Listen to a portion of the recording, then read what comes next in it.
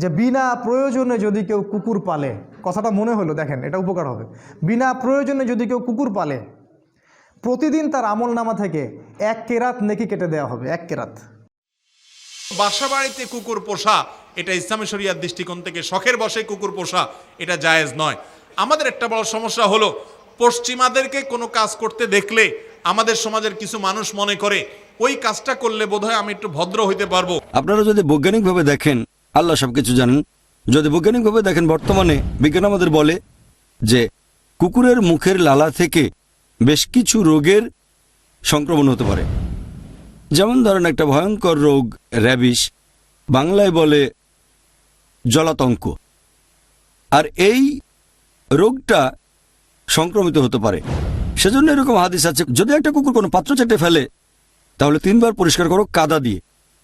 এখনকার বিজ্ঞান বলে কাদা ব্যবহার করলে র্যাবিসের জীবাণু ধ্বংস হতে পারে, সাবান দিয়ে ধুলে সেটা আবার থেকে যেতে পারে।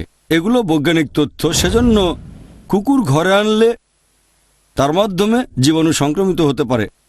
আপনি পাহারা দেওয়ার জন্য কুকুর রাখতে পারেন বাড়ির বাইরে,